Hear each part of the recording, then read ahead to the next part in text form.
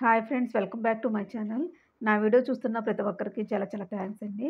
నేను ఈ వీడియోలో వచ్చేసి శివుని మెడలో పాము ఎందుకు ఉంటుంది? దీని వెనక ఉన్నటువంటి కథ ఏమిటో వీడియోలో తెలియజేస్తానండి. వీడియో అయితే స్కిప్ చేయకుండా చూడండి. నచ్చితే గనక తప్పకుండా లైక్ చేయండి ఫ్రెండ్స్.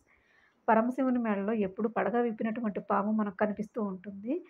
సర్పం శివుని మెడలో ఉండటం వెనక ఒక కథ ప్రాచుర్యంలో ఉందండి. అదేమిటో చూద్దాము.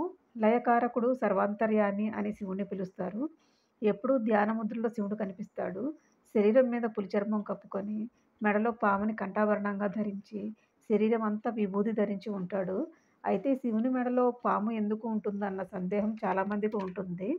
అయితే పరమాత్ముడు ధరించే ప్రతి దాని వెనక ఒక అర్థం అయితే ఉంటుందండి.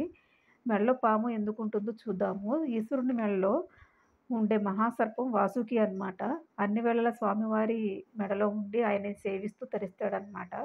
వాసుకి శివుని మెడలో ఉండటం వెనక ఉన్నటువంటి ఒక చిన్న కథ చూద్దామండి. కశ్యప ప్రజాపతికి 14 మంది భార్యలనమాట. వాళ్ళలో వినత, కద్రువ అనేవాళ్ళు ఉంటారు. వినతకు గరుత్మంతుడు, అనూరుడు అనే ఇద్దరు కుమారులు ఉంటారండి.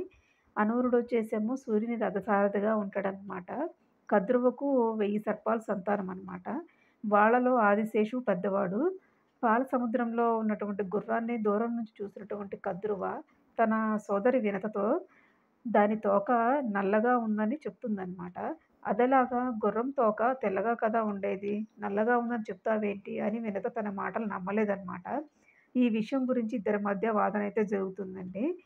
తోక నల్లగా ఉంటే అక్క తన దగ్గర 1000 సంవత్సరాలు పరిచారికగా ఉండాలని, ఒకవేళ తెల్లగా ఉంటే తానే వినత దగ్గర 1000 సంవత్సరాలు బానిసగా ఉంటానని కద్రువ చెప్తుంది. సరేలే పరిశీలిద్దామని వెళ్ళేసరికి చీకటి పడుతుంది. ఇప్పుడు కాదు పొద్దున్నే వచ్చి పరీక్షిద్దామని ఇద్దరు వెళ్ళిపోతారండి కద్రువ, వినత. కానీ వినతకు తెలియకుండా కద్రువ వచ్చి చూస్తుందనమాట. గుర్రం తోక తెల్లగా ఉండటంతో ఈ పందెంలో ఎలాగైనా గెలవాలనే ఆశతో చెడు ఆలోచన అయితే చేస్తుందండి. తన కుమారుల్ని పిలుస్తుంది. నల్లగా ఉన్న పాములన్నీ గుర్రం తోకను చుట్టుకోవాలని చెప్తుందనమాట. తల్లి చెప్పిన మాటలకు కొడుకులు ఒప్పుకోరు. ఇది అధర్మ మార్గమని ఎంత చెప్పినా కద్రువ వినిపించుకోదనమాట. తన మాట కాదని అన్నందుకు కొడుకుల్ని శపిస్తుంది. భవిష్యత్తులో జరిగే సర్పయాగంలో పడి అందరూ చనిపోతారని శాపం విధిస్తుందనమాట. దీంతో భయపడినటువంటి కొన్ని సర్పాలు తల్లి మాట ప్రకారం వెళ్లి గుర్రం తోకను చుట్టుకుంటారనమాట. గుర్రం తోక తెల్లగా కాకుండా నల్లగా ఉందని వినతి నమ్ముతుందనమాట అప్పుడు. ఇచ్చిన మాట ప్రకారం కద్రువ దగ్గర బానిసగా చేస్తుంది. ఆమెను రెండో కుమారుడైనటువంటి గరుత్మంతుడు బానిస బంధాల నుంచయితే విముక్తి కలిగిస్తాడండి. కద్రువ మాట అంగీకరించినటువంటి ఆదిశేషువు శాపానికి గురి కావటం వల్ల దాని నుంచి బయటపడేందుకు మహావిష్ణువు కోసం తపస్సు చేస్తారు.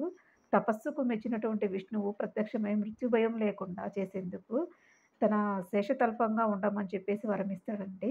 ఇక రెండో కుమారుడు అయినటువంటి వాసుకి శివుని కోసం తపస్సు చేస్తాడు. ఆయన తపస్సుకు మెచ్చినటువంటి పరమేశ్వరుడు ప్రత్యక్షమై తన మెడలో కంఠాభరణంగా ఉండమని చెప్తాడు. శివుడు మృత్యుంజయుడు. ఆయన దగ్గర ఉంటే వాసుకికి ఎలాంటి ప్రమాదం దరిచేరదనమాట. అలా వాసుకి అప్పటినుంచి శివుడి మెడలో ఉండిపోవడం అయితే జరుగుతుందండి. ఇదండి శివుని మెడలో పాము ఎందుకుంటుంది, దాని వెనక ఉన్నటువంటి కథ అయితే. మీకు ఈ వీడియో అర్థమైతే గనక, నచ్చితే గనక తప్పకుండా లైక్ చేయండి. అలాగే షేర్ చేయండి. సబ్స్క్రైబ్ చేసుకోవడం మాత్రం మర్చిపోవద్దు friends. Thank you so much for watching అండి.